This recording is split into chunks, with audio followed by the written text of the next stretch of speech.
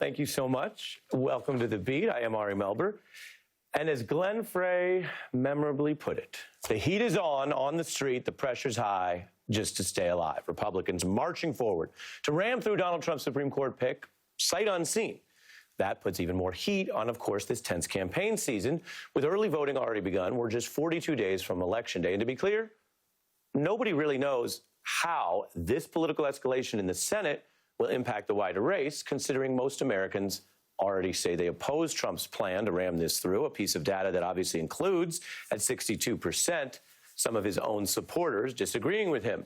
And as Trump makes this so political, it's notable that in swing states, new polling shows most voters, 52% there, also oppose Donald Trump rushing this pick through before the election.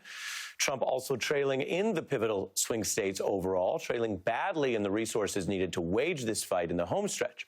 Now, one of those key states is Florida, and Trump keeps talking about Florida when he talks about Barbara Lagoa, who he's expected to interview this week for The Post. The reported frontrunner, though, is Amy Coney Barrett. According to many, Trump has already met with her, obviously a sign of seriousness. Now, Biden entered this month with more money than Trump's reelection campaign for the first time ever, over $100 million, also pouring in after the announcement of RBG's passing, tens of millions more going right into ground zero of this fight and the future of the court. Money pouring into Senate races. We'll take a look at this tonight. The platform, which handles these donations, saying it has the largest surge towards Democrats ever, breaking a 16-year record. So there are warning signs here for Donald Trump as he leans into what you could call, I guess, the McConnell-Graham school of politics, where hypocrisy, publicly, easily proven, visible hypocrisy is worn like a badge of honor, and you brag to your base about how contradicting yourself means that you'll go and do anything for Donald Trump, and that, to some people, is a good thing. So that's one political approach. Meanwhile, let's be clear, this understandable focus on the high court doesn't halt the other problems facing the U.S. right now and the Trump administration, as Trump faces fact checks for falsely asserting the coronavirus affects, quote, virtually no one. The U.S. death toll tops 200,000. And while many countries are, of course, struggling to contain this pandemic, it's not just a President Trump problem. America's results under Trump do continue to show a contrast to other places. Take Italy, which was once the center of this pandemic. Well, that country had about 13 deaths on one day last week, while on that very same day, the U.S. didn't have double or triple or 10 times, but 849 deaths to 13. That would be 65 times that day's toll in Italy, as an example from the New York Times. So let's get into all of it right now. I'm joined by Jason Johnson, professor at Morgan State University and MSNBC contributor, Sally Cohn, a political analyst, and the Washington Post's Libby Casey. Good to see all of you. Jason, both things can be happening at once. The president eager to lean into anything other than that other bad news, and yet there are many indications that this potential legislative process, where they do control the Senate, may not ultimately favor him, but given the polling I just showed. Yeah, look, Trump's in a lot of trouble. He's in a lot of trouble if he makes this pick. He's in a lot of trouble if he doesn't make this pick. And I have never seen the president at this sort of level of discomfort and disconfidence. I think it was last week at one of his rallies, for the first time you ever heard Trump say, if I get elected. He's never showed that sort of lack of confidence before. But here's what's key sort of going forward. Ever since Mitch McConnell and the president pretty much decided 2 months ago that they weren't going to bother with coming up with a COVID package or a care package or anything else like that, the only thing that sitting Republican senators could possibly say to prove that they've done anything for the last couple of months would be trying to push through this pick. But if he does, and this is an absolutely important thing to remember, look, Bader Ginsburg, even if she had passed, God bless her, she's passed and she's gone, even if she had lived, she wouldn't be in a position to affect the 2020 election. But if Republicans push this through before Election Day, it will galvanize Democratic voters the same way the Kavanaugh hearing did in 2018. And that could be the tipping point, not for people who are already gone like Collins or Gardner, but that could be the tipping point for Journey Ernst, and it could be the tipping point for Tom Tillis, North Carolina. Well, that's the big question. I mean, Libby, we have now 2 elections in the Trump era.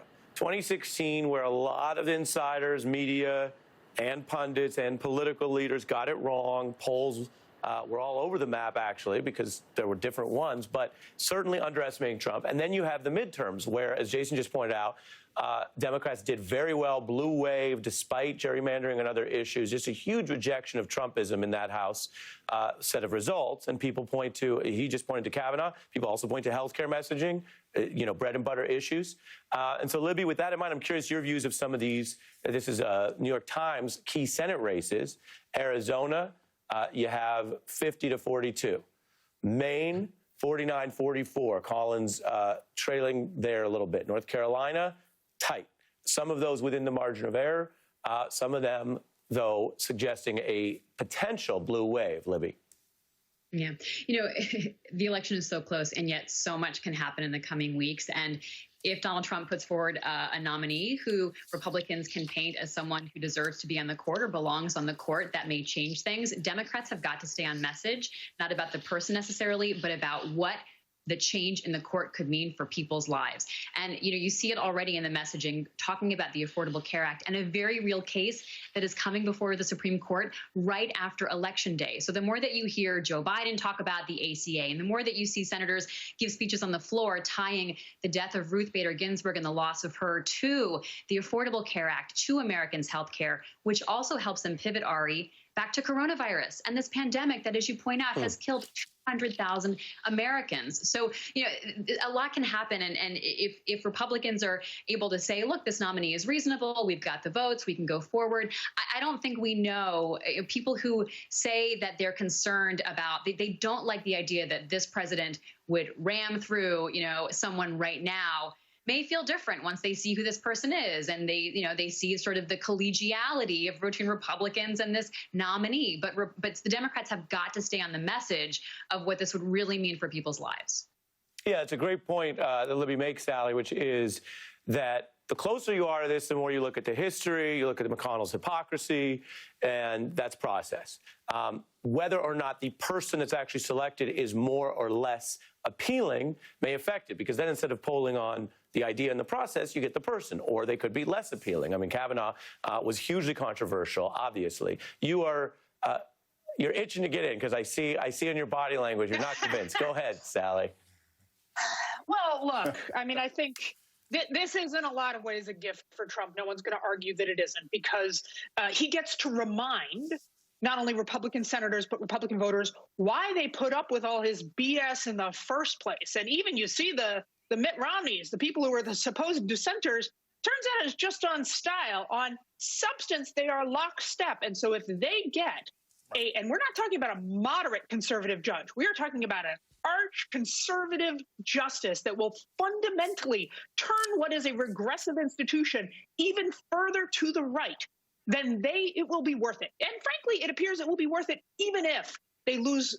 It further ensures, I think it was going to happen anyway, but further ensures that they lose the White House and the Senate. Now, let's pause on that.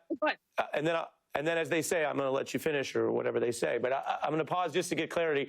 You are arguing as an objective empirical matter, separate from whatever your views are, because you know a lot about politics, that you think this will ultimately, if they ram this SCOTUS pick through, it will hurt Trump and the Republicans in November. That's your argument. Well, because I think that Republicans were already pretty motivated to turn out. This was going to be a base election, right? So Republicans were pretty motivated to turn out. Democrats, unfortunately, right, were they that excited about the nominee? They're more worried about the virus. They already thought maybe that Trump wasn't a shoo-in. There were lots of variables as to whether the Democratic base, and obviously there's all kinds of voter suppression and barriers to voting. So it was just going to be harder and less likely. And listen, in turnout elections, when elections are about turnout, turnout always helps Democrats. So if this motivates Democrats, and I think it does, it will hurt Trump ultimately. But I don't think they give a crap, because they get to fundamentally change the court for generations to come. And so on that point, Libby, do you think there's enough evidence? Would you say you largely agree or disagree with Sally's view that this may blow up in the Republicans' faces? Well, a lot of this depends on timing. So if this is dispatched with, and if the Senate is able to actually vote on this before the election day, it then may take away some motivation for some of those Republicans who are going to hold their nose because they don't like the way Donald Trump acts. They don't like, the way he treats people in this country, but they really want to see a conservative court. Maybe that takes some energy out of that. But I think she makes a great point that this is very motivating to the left. This is very, very motivating to Democrats. And, there are going to be, they're the hardcore, of course, supporters of liberal causes who are so concerned about Roe versus Wade and other things like that. Joe Biden's already got them. He's got to make sure they get out to vote, though. And he's also got to try to hit people with this message of what else they have to lose here. I mean, we're seeing people like Michael Bloomberg pour money into Florida to not convince people to vote alone, but to try to make sure that disenfranchised people who have felonies on their record are able to vote. They can wipe away those financial penalties that are being held over their head. And let's look at the process of that. Let's look at how that played out in the Florida courts, right? And so we're seeing this effort to try to make sure that more people can vote to have their say here, because, this is not just about the White House. This is about the Senate as well. And what happens in one state, may play differently and translate differently in how it plays in another state that's a closely contested race. Colorado is not North Carolina. Jason. Yeah, so a couple of things with this. I want to make it clear what I mean by how this ends up impacting things. As I've been saying for months, as a political scientist, there are no undecided voters. There's nobody who's undecided. There's not one person in America right now who's like, I was going to sit on my hands and knees and I wasn't going to do anything about this race. But now, because Ruth Bader Ginsburg and that's Trump, a big claim. That was not going to happen. Now, Jason, give out your Twitter handle. Anyone who's undecided at Dr. Jason Johnson. Say again. At Dr. Jason Johnson. I don't believe Dr. Jason Johnson, if you are, and you can't be an egg. I academically don't believe it. You can't be an egg or a bot, but if you are under your own real name, yes, and you are undecided, and you don't work for Vladimir Putin, you could tweet at Jason. Maybe we'll revisit this, because that was a big claim you made. I think a different way to say it, and then I'd love you to finish your point, a different way to say it scientifically is the share of true undecideds in the Trump polarized era is far lower than it normally is. Whether it's 0 out of hundreds of millions is tougher. But go ahead. Right. In our public discourse, we often confuse people being undecided between the candidates and undecided as to whether they're going to vote. And I think a lot of polling fails to push people. No one is trying to figure out if they want 4 more years of Trump or they want Joe Biden. They're trying to figure out if they want to bother to vote at all. So the significance of Trump trying to push through a new nominee at the last minute, at the final moment, it could move some Democrats, certainly far left progressives, maybe even some people on the side who are like, you know what? I didn't want to go through the bother of voting, but if you look at the idea of Roe versus Wade being overturned, voters are more motivated by something being taken from them than something being given to them. And if Ruth Ginsburg is replaced by an arch-right conservative, Democrats and left-leaning voters will see something else having been taken from them, and that motivates them to vote. That's one of the reasons why I don't necessarily think Republicans will push this through before Election Day. They don't have to. They can still put somebody in the lame duck session. Sally? I just love everything you just said, Jason. 100% agree. I mean, look, I think maybe there's 4 swing voters. But what's interesting is that Democrats still operate as though they're the most important voters in our country. And now I happen to think, incidentally, that this is some implicit white supremacy on the part of the Democratic establishment that says that, the voters that matter the most in our country are these white suburban women and these blue-collar Rust Belt workers, when the actual game, the actual political fight right now is about turning out the margins of voters, the young voters, voters of color, the historically underrepresented and disenfranchised voters in our country.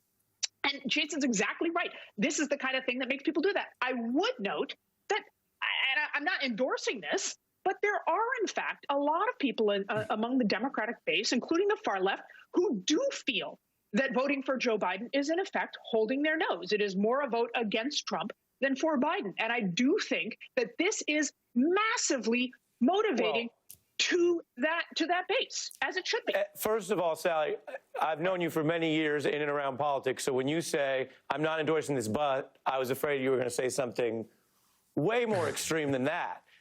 With regard to Joe Biden's position in the party, he is both a well-known and beloved figure in many ways, I think it's fair to say, but also it's also fair to observe that in the primary, many Democrats were obviously, measurably looking for something else for the future. That's documented, and yet he was still beloved and ended up being a consensus choice. I'm running over on time. I want to give Libby, who's nodding, a final word. Well, when you see Chuck Schumer out there with Congresswoman Ocasio-Cortez, speaking together and having events together, this is exactly what Sally's talking about showing that, Democrats are like, we all have to get on board here. Everyone's got to get out to vote. You got to vote all the way down your ticket. You got to be present for this. And I think those are the kinds of shows of unity that Democrats are going to have. Yeah, really, really interesting. In my biased opinion, great panel on a lot of big issues here. So Libby Casey, Sally Cohn, and Jason Johnson. Appreciate you guys. Appreciate Thank it. you.